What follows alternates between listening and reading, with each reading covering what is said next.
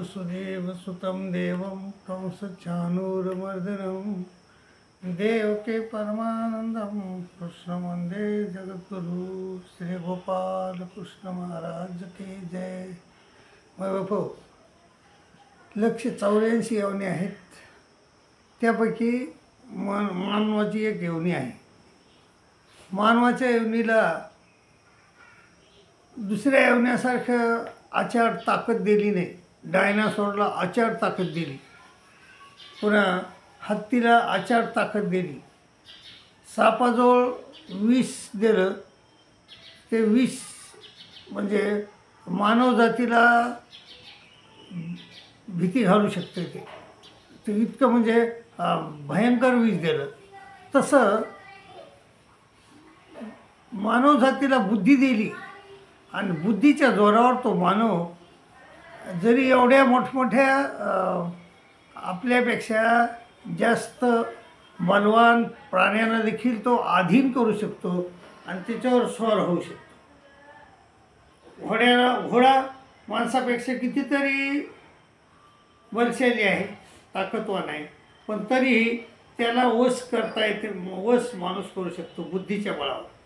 हत्ती कितीतरी मोठा आहे, त्याच्याजवळ कितीतरी मोठी ताकद आहे, पण त्या ताकदला बुद्धीच्या जोरावर मनुष्य प्राणी वश करू शकतो आणि त्याच्यावर स्वार होऊ शकतो। हा जो साप आहे तो कितीही जहरीला जरी असला तरी मनुष्य बुद्धीच्या जोरावर त्याला वश करू शकतो आणि आपल्या पेटाऱ्यात ठेवू शकतो। आणि अशा प्रकारे हे मनुष्य बुद्धीच्या जोरावर चालणारा प्राणी आहे। तर जर हत्तीला जर धरायचं असलं, त्याला वश करायचं असलं तर काय करावं लागतं? एक पडकी सडकी विहीर, त्यामध्ये काही पाणी नाही, काही नाही, अशी विहीर बघावं लागते।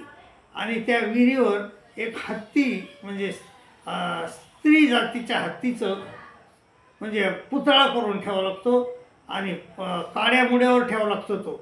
आणि हा हत्ती गेला त्या स्त्री जातीच्या पुतळेजवळ की तो सगळे ते दोन्ही बी मिळून त्या विहिरीत पडू शकतात आणि पडतात।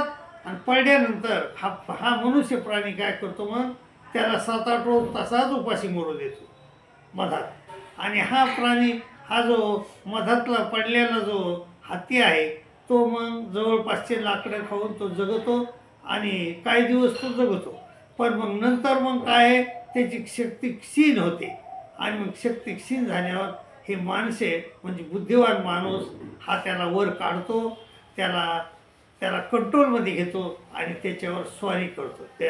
त्याच्यावर स्वार होऊन म्हणजे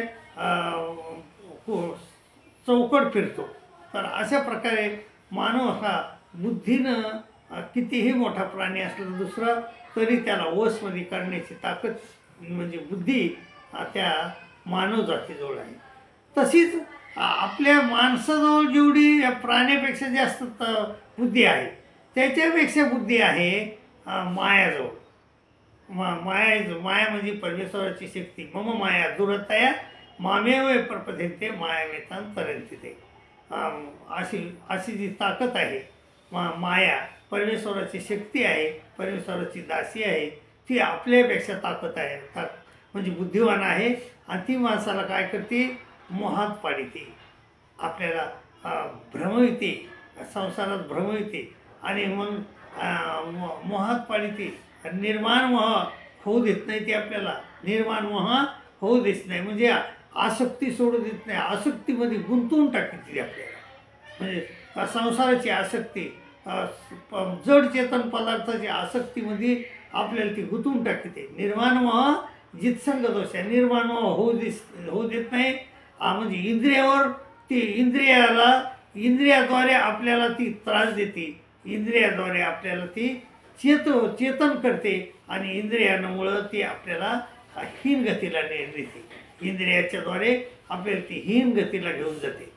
तर जितसंग दोष आध्यात्मनित्य परमेश्वराचं चिंतन ती करू देतच नाही।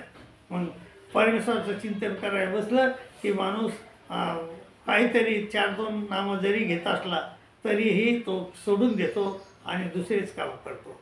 तर अशी ही माया जी आहे ती ज्याप्रमाणे आपण हत्तीला काबूत ठेवतो तशी ती आपल्याला प्राणीमात्राला काबूत ठेवते. निर्माण होऊ देत नाही, जितसंग दोषा होऊ देत नाही, अध्यात्म नित्यम परमेश्वराचं चिंतन करू दिसत नाही आणि विनिवृत्त कामातून विनिवृत्त होऊ देतच नाही.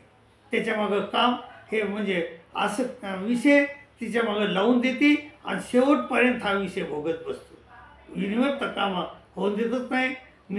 विनिवृत्त कामा आणि सुख दुःख सोडणे कोणचं त्याच्यातलं कोणतं तरी मारून टाकते आणि त्याला दुःख देते. त्या म्हणजे बरोबर असलेले नातेवाईक मारते, त्या नातेवाईक मारले की हा दुःखी होतो आणि परमेश्वराला विसरून जातो.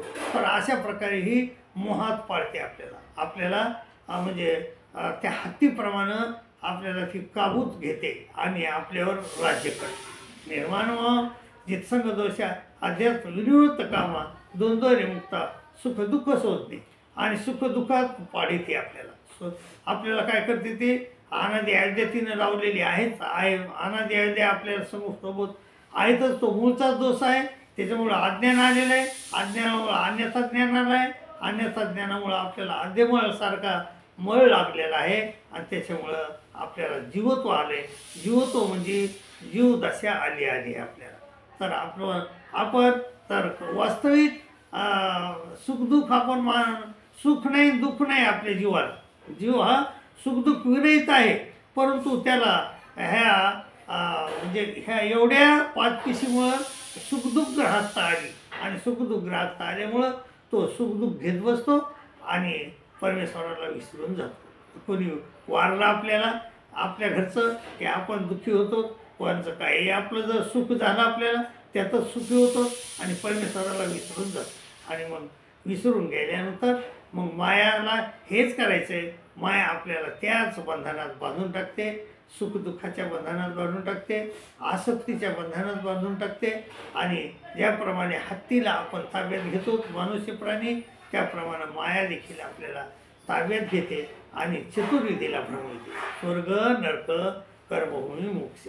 आणि नरकाला किती जातात लोक? 99% लोक नरकाला जातात. 1% लोक मनुष्य जीवनात येत असतात. तर काय माहीत. तर अशा प्रकारे आपल्याला ती ह्या मायाचक्र भ्रमण्याय मायाच्या चक्रमध्ये पाडते आणि मग माणूस ह्या माया चक्र भ्रमण्याय जीव सकळी पाय पर्यायवसे जीव सकळी पाय एक वाचू. तिथं सगळं मिळतं आहे आपल्याला. परमेश्वर मिळतं आहे. परमेश्वरा व्यतिरिक्त आपल्याला मोदीसारखं मोठं पद बी मिळू शकतं आहे. आपल्याला मायेचं सुख बी मिळू शकतं 1 कोटी वर्षाचं, परंतु परमेश्वर मिळू शकत नाही. मायाच्या याच्यामध्ये आपण पडलो. जसं ज्याप्रमाणे हत्तीला सगळं देऊ शकतो. हत्तीला आपण खाला देऊ शकतो, प्याला देऊ शकतो, सर्व देऊ शकतो, पण त्याला जे स्वातंत्र्य आहे ते स्वातंत्र्य आपण देत नाही त्याला. त्याप्रमाणे माया आपल्याला तिच्या भ्रमणामध्ये आपण पडलो, माया चक्र भ्रमण्यामध्ये पडलोत आपण, ती सगळं देते आपल्याला. ती काही बी करू देते आपल्याला. कोणतंही सुख फळ देते आपल्या कर्मानुसार, परंतु फक्त आपल्याला एक देत नाही, ते म्हणजे परमेश्वराचं सुख आपल्याला अनुभव देत नाही. ती परमेश्वराकडे जाऊ देत नाही. ती दुरत्तया मम माया दुरत्तया मामेव प्रपद्यन्ते मायावेतां तरन्ति. असं श्रीकृष्ण महाराजांना म्हणले. दैवी ह्या गुणमयी मम माया दुरत. दैवी आहे, गुणमय, त्रिगुणात्मक आहे आणि दुरत्तया म्हणजे तरुण जाण्यास अतिशय अवघड आहे. तर ती अवघड जाणारी माया, अवघड असणारी माया तरुण जाण्यास अतिशय कठीण आहे. आणि ती आपल्याला ह्या बंधनात, जसं आपण हत्तीला बंधनात पाडतो तसं आपल्याला ही बंधनात पाडते. पण ह्या बंधनातून निघण्याचा एकच उपाय आहे. श्रीकृष्ण महाराज म्हणतात की मामेव हे प्रपद्यन्ते माया मे तंत्रान्ते. मला जे शरण येतात ते मात्र ह्या मायेला तरुण जातात. म्हणून परमेश्वराला आपण शरण झालं पाहिजे, श्रीकृष्ण महाराजाला शरण झालं पाहिजे आणि या मायेला तरुण झालं पाहिजे. आपण श्रीकृष्ण महाराजाला शरण जाल आणि मायाला तरुण जाल अशी अपेक्षा करतो आणि इथंच थांबतो. दंडोत प्रणाम.